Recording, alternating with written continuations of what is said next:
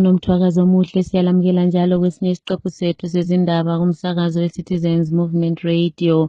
Namhla kungoLwesine zili-11 kuMpalakazi ngomnyaka ka-2025. Indaba lizethulelwa nguKhethiwe Chuma. Ake sikhangele indaba ezihamba phambili namhlanje kumsakazo we-Citizens Movement Radio. Abantu abasha baza kukhulula iZimbabwe kusho uMongameli uChamisa. Izakhamizi zaseNkulumane zilwalile udaba luka-2030. Umnangagwa ushaya indiva isimo somkhonomi uhaza izimota ezinduneni. Nanzi indaba zethu ngokugcweleyo.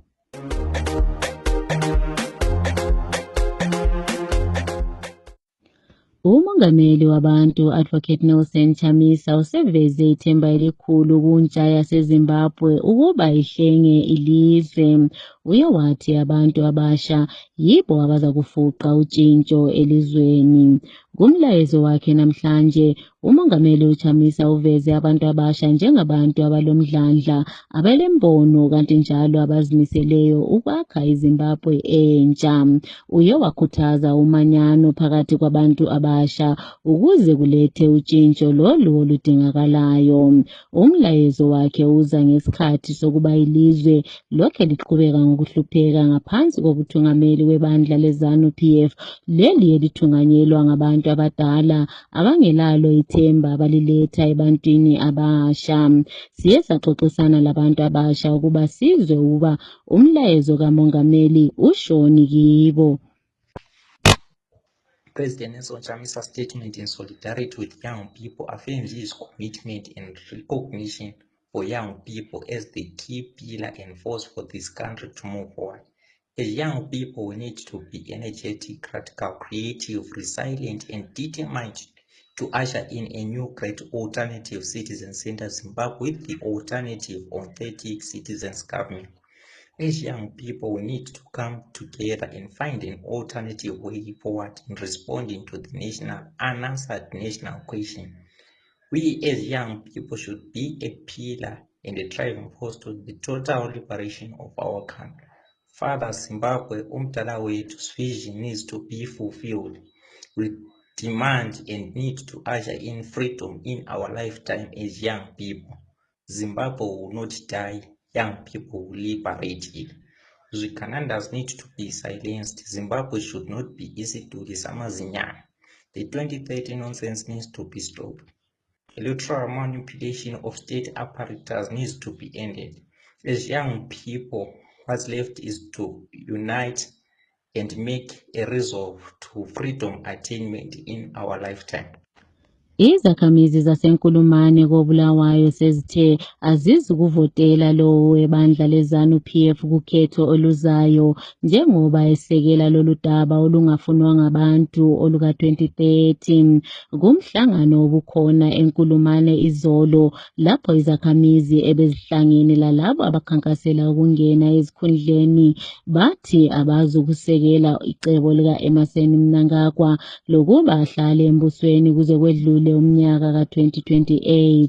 Omunye wabesifazana obekhona emhlanganweni njalo oye wakhuluma kulo mhlangano uthi akazukuvotela umuntu olebandla lakhe lihlose ukuba lephule isisekelo sombuso. Ake sizweni.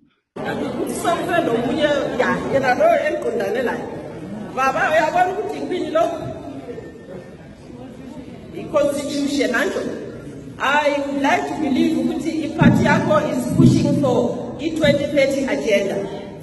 Anjo? Yes, so wena njengoba usithi ufuna ukumela uNkulumane eParliament.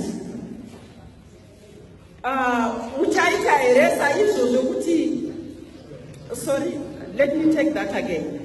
Babantu nola ukuthi ndikuvunzei ukuthi imini ukuthi unoda kunomirira uNkulumane kuParliament. Vamwe venyu vari kutaura kuti they are pushing for a 2030 agenda kuitira kuti ZANU-PF irambe ichitungamirira, whereas constitution yedu inotitaurira kuti vanhu vanofanirwa kupinda Parliament for 5 years, mutungamiriri anofanirwa kutonga for 5 years. But imimi uri kuti that thing must go on here haizivi kuti muri kutidzvinyirira ndiri kurwadziwa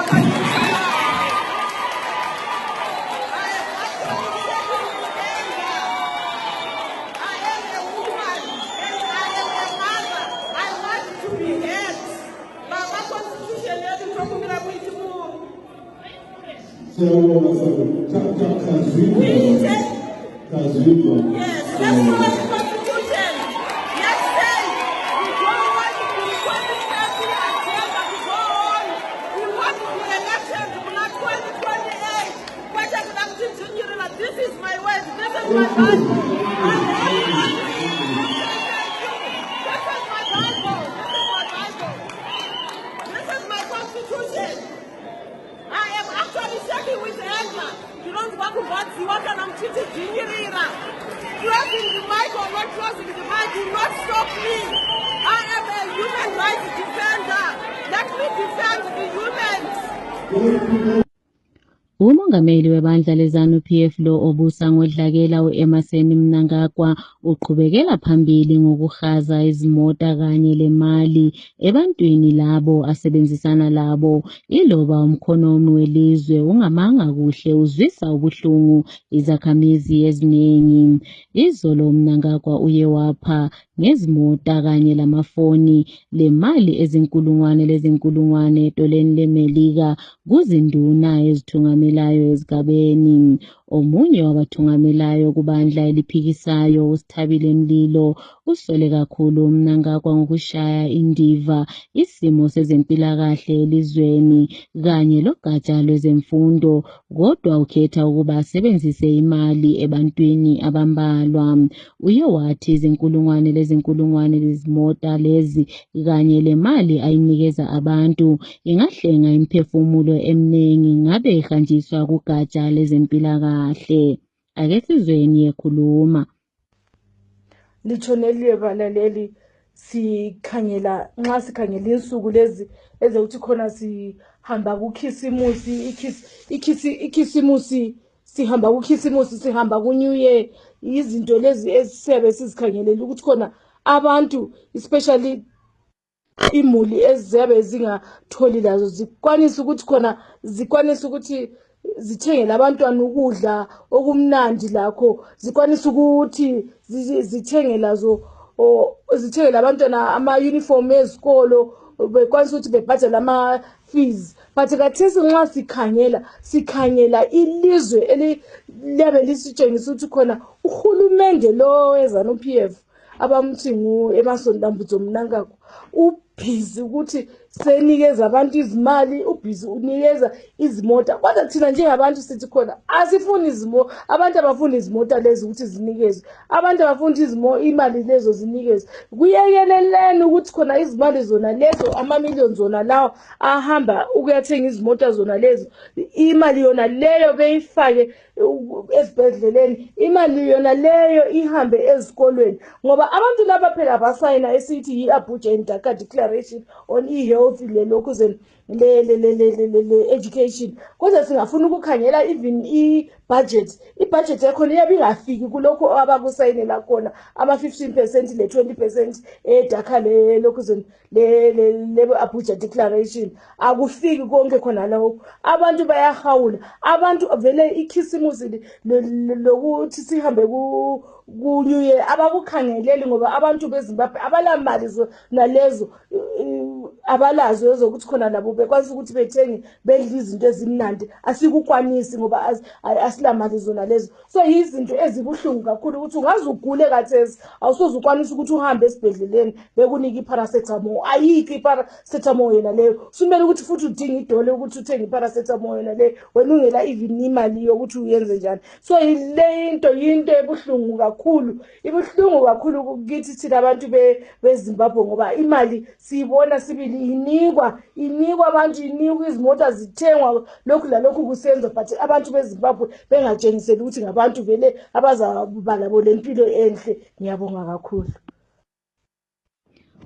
ugcina isihlalo wenhlanganiso yeZimbabwe Anti-Corruption Commission uMichael Reza izolo utshele intatheli izindaba ukuba lo osolwa ngenkohlakalo uWicknell Chivayo akalalo icala lokuphendula phambi kwabo. uReza uthi uChivayo akahlanganyeli ekukhwabaniseni kweZEC, lokho kwavezwa inhlanganiso yase-South Africa i-Financial Intelligence Unit ababesithi ugatsha lwezokhetho lwasebenzisana lenkampani kaChivayo iRenform CC. Ohlaziya ngezepolitiki uJefferson Chitando uthi kusobala ukuba uChivayo okwakhathesi akabambeki ngenxa yokusondelelana kwakhe lehhovisi ka-Emmerson Mnangagwa. Ake sizweni uChitando ekhuluma. The Zimbabwe Anti-Corruption Commission is a statement that Wicknell Chivayo was investigated by them and they found him to be clean. He have done nothing wrong. We are not shocked. We knew that was going to be the statement because we understand, and now we have got that belief that in Zimbabwe we have got two classes of people: those who are close to the first family, those who are high-ranked members of ZANU, and the ordinary people. Those who are close to the first family and the high-ranked ZANU-PF, they will be exonerated from all corrupt activities, even if it is so clear that they've done something wrong. ZEC should have gone to South Africa with ZAC and prove that all their dealings, all the tender which they did not involve Chivayo. At this juncture, we believe that they are trying to sweep everything under the carpet. We know that ZEC has used over 50 million in investigation, but it has never arrested a single person for prosecution or brought somebody for prosecution in this country. So this is a toothless commission there to protect, there to window dress, and to fool Zimbabweans that there is an anti-corruption commission which is doing work, but literally they are covering ZANU-PF and those close to the president and the first family from prosecution. Umculi wesungura uNicholas Zakaria akasekho emhlabeni. uZakaria obesaziwa kakhulu ngabalandeli bakhe ngokuthi ungumazi baba loba usenior lecturer wedlule emhlabeni namhlanje ekuseni, kusho umndeni wakhe. Ubelwisana lomkhuhlane we-high blood pressure, lechukela kanye leminye imikhuhlane. uZakaria waphiwa isicoco ngokunakekela abaculi besungura abafana lo-Alec Macheso. Abantu babuthene emzini wakhe kunamba 21163 Unit A Extension eChitungwiza. Siye saxoxisana lomunye wabasakazi kumsakazo we-Citizens Movement Radio, uMjapachecha, osiphe eyakhe inkulumo mayelana ngokwedlula emhlabeni kukaMazi Baba Zakaria. Mazviite enyu mutori wenhau. Ndingati hangu muchidimbu kushaika kwaMazi Baba kwasiyaronda hombe. Kwete kumhuri yeZimbabwe chete asi pasi rose, nokuti mukatarisa nzira dzamazi baba dzaiteererwa nekufarirwa munyika dzakawanda kuburikidza nedzimwe dzacho dzavaitoimba vachishandisa mutauro kune dzimwe nyika. Izvi zvaiita kuti zviakomodhete vamwe vateereriwo kune dzimwe nyika kuti vanyanye kufarirawo mazi baba. Saka ndinoti tarasikirwa namazi baba. Nesuwo pakukura taingokura tichiteerera chivanzwa mazi baba vachiridza, ndo vaimbi vataiziva dzakanga dziri nyanzvi munyaya dzezvekuimba, zvokuti taitokumbirawo kuti dei zvaigona mukufamba kunoita nguva paizenge paine nzvimbo dzinoradzikwawo vananyanduri vane unyanzvi ndingangoti vana Nyanduri vakafanana namadzibaba kuitira kuti tizenge tichivarangarirawo mukufamba kwaidzo nguva, kunyangwe nevana vedu nevazukuru vedu vachauya vazonge vachikwanisawo kuvaona nemabasa makuru nekuvaremekedza nemabasa makuru avakabata. Mukatarisa madzibaba vaiimba nziyo dzaikurudzira nekudzidzisa dzine dzidziso. Saka handina hangu akawanda, ndoti tabayiwa panyamanete kurasikirwa namadzibaba. Hongu kufa inzwi redu tese, nguva yekuenda maendero ndosina kusiyana, asi takasatatatira redu kuti ngechinge chiparadzana namadzibaba, tongoti mweya wavo uzorodze murunyararo. Neiyo mhuri yakwamadzibaba nemhuri yese yeZimbabwe nepasi rose tiri kuchema pamwe chete, tichichema kurasikirwa nemimbi yeyu madzibaba. Mazvita enyu. Sekule minyaka emibili selokhu kwasungulwa umthelo wechukela nguhulumende okwenziwa ngungqongqoshe wezemali uMthuli Ncube, lapho ayethi uqoqa imali yokuba kuthengwe imitshina yokwelapha imvukuzane ezibhedlela. Okhangela ngokunakekelwa kwabantu kubandla eliphikisayo, uSeneta uMama uBongai Thome usethe uhulumende akalethe imininingwana yokuba sokuqoqwe imali engakanani ngalo umthelo. Uye wathi izakhamizi ziyafa ezibhedlela ngenxa yokuswela imitshina yokwelapha imvukuzane. Sekusele insuku ezimbili ukuze kuyiwe kusidlo sakusihlwa esaziwayo lesi esiqoqwe libandla eliphikisayo elisebenzisana lomongameli uNelson Chamisa. Umcimbi walonyaka uzakwenzakala ngoMgqibelo kweleHarare. Omunye wabaqoqi balo umcimbi umhlonitshwa uLynette Mazingayizo uthi umcimbi walonyaka kumele uhlanganyelwe ngabantu bonke abayizakhamizi ukuze kuqoqwe imali ezakuncedisa ukuthengela labo abaswelayo ukudla. Ake sizweni umhlonitshwa uMazingayizo ekhuluma. Ndinokukwazisai mhuri yeZimbabwe mana enyika kwose kwamuri ikoko. Ndinoda kukuzivisai kuti tangosarirwa nemazuva mairi kuti mutambo wedu ubudirire. Saka kune vose vasati vatenga matiketi, mhanyai mutenge matiketi enyu, musazodya manonoko. Ndinokukurudzirai zvakare kuti uyai nehuwandu tigokwanisa kufara pamwe chete pachitiko ichi, tichipemberera zvakare kuvharwa kwegore ra2025. Uye ndinokuimbisai kuti gore rino ra2025 mutambo wedu weannual charity dinner uchanakidza kudarika mamwe madhina ose amakamboona. Tichava nevaimbi vane mukurumbira, vanhu vachahwinisiwa, uye vane zvipo zvakasiyana siyana vachakwanisa kupiwa mibayiro. Saka ndinokukurudzirai kuti kwose kwamuri mhanyai mutenge matiketi. Vanoda kutenga matiketi ndibatei panhamba dzinoti 0772 313 293. Ndodzokorora zvakare 0772 313 293. Ndatenda zvangu mhuri yeZimbabwe, muwe nezuva rakanaka. Owayengusodolobha wase-Epworth u-Anna Sande uthi ukukhishwa kosizo okwenziwe yi-Swedish Aid kubangelwe nguhulumende webandla leZANU-PF ngaphansi kobuthungameli buka-Emmerson Mnangagwa. USande uthi bingekho indlela yokuba uhulumende wase-Swedish aqhubeke esiza iZimbabwe ngenxa yokuthi uhulumende uhaza izimota. Uye wathi ukusebenziswa kwemali okwenziwa nguhulumende wesibili lokhu kuzakwenza abantu baseZimbabwe baswele amathuba okusizwa zinhlanganiso ezincedisa abantu kwele Zimbabwe.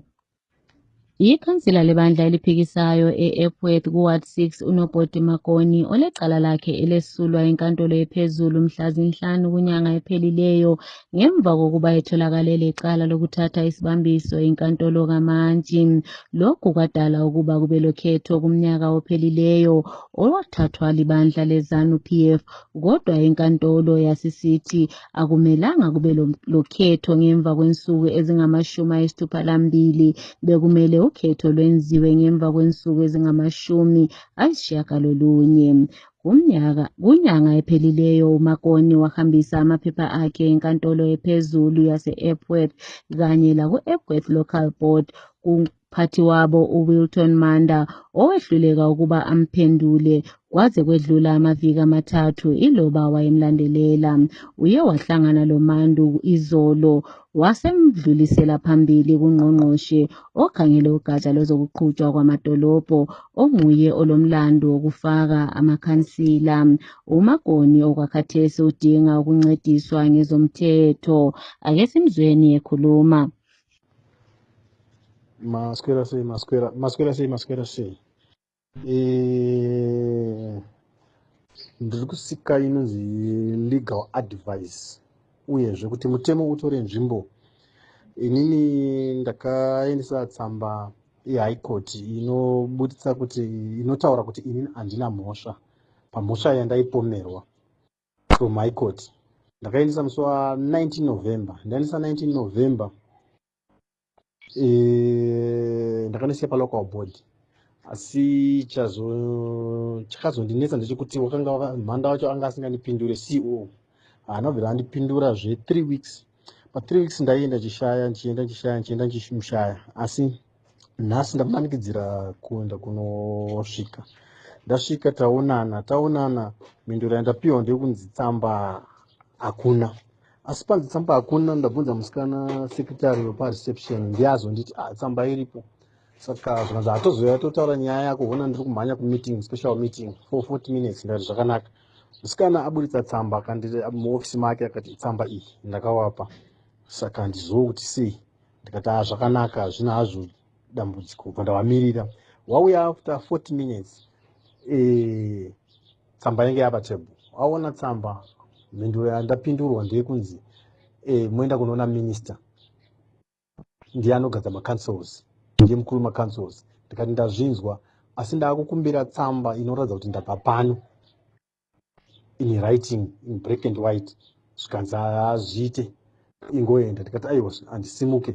Saka azongosimuka asina kutaura neni, bvapinda mumota make ndokubva aenda, bvandisiya ndakadaro ndakangogara pacancel.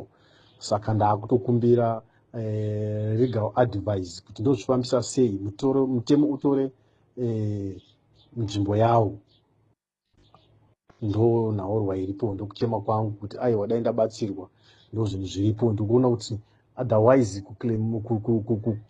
kupomerwa mhosva kwandakaita kwese kwakuratidza kuti kune chekuita newandaishandidzana nawo. Ndosaka vakati ndichisungwa. Havana kuita maelection in 90 days, but havana kuita notice yekuti pane vacant pa 90 days. Asi wakanga wangonotora record bwaendesa kuzeki. Waendesa kuzeki, inini kuzeki koko appeal yangu yanga iriko, asi appeal yangu inini kunzi yashaya basa. Ndo zvandiri kuona nevarume ava.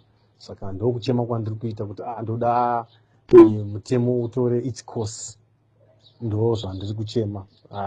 Zvatondinetsa zvinhu zvaita varume ivava. Tadza kunzwisisa kuti zvinofamba sei. Ndo nhaurwa iripo, kungondisiya ndiripo pabasa. Omela ikharipa edale lePhalamende umhlonitshwa uShine Kwangaba uthi ukhathazekile kakhulu ngenani lezindaba ezibuhlungu zokungaphilisani kuhle kwabantu lenyamazana zendle esabelweni sakhe. Umhlonitshwa uKwangaba uthi izakhamizi eziningi esabelweni sakhe sezalahlekelwa imphefumulo, kanti njalo abanye balahlekelwe izifuyo zabo ngenxa yenyamazana zendle ezifana lempisi, izilwane kanye lendlovu.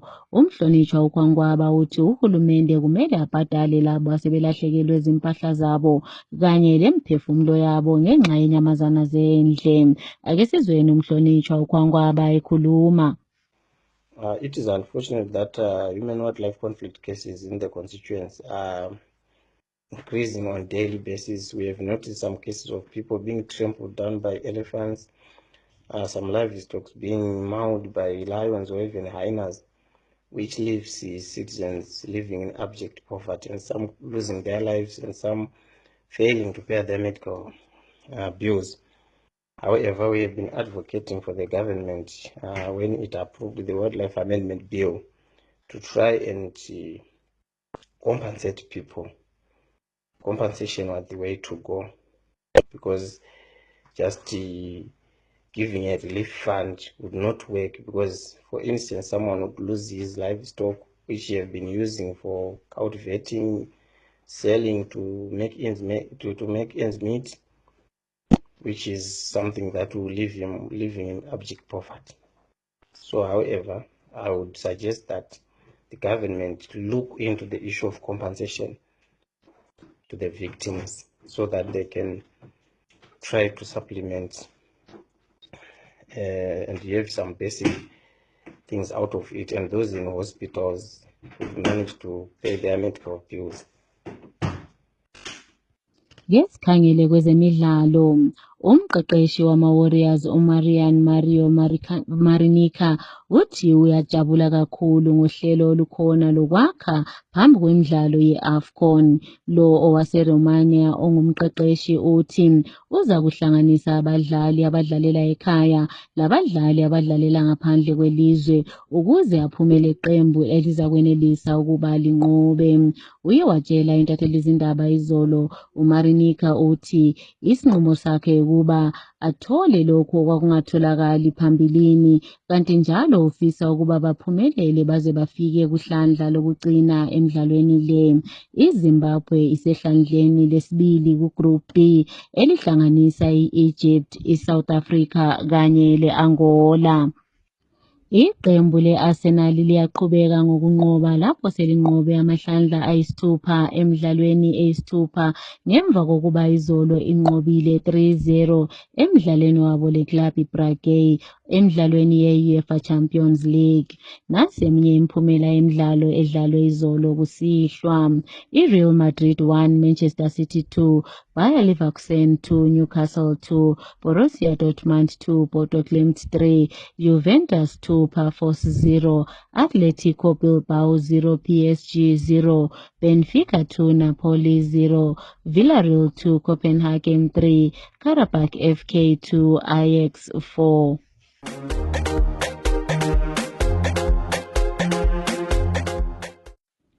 Ukuziphetha lezi indaba kumsakazo we-Citizens Movement Radio nanze bezihamba phambili. Abantu abasha baza kukhulula eZimbabwe kusho uMongameli uChamisa. Izakhamizi zaseNkulumane ziyalwala udaba luka-2030. Umnangagwa ushaya indiva umkhonomi ongahambi kuhle uhaza izimota ezinduneni. Siziphetha lapha lezi indaba.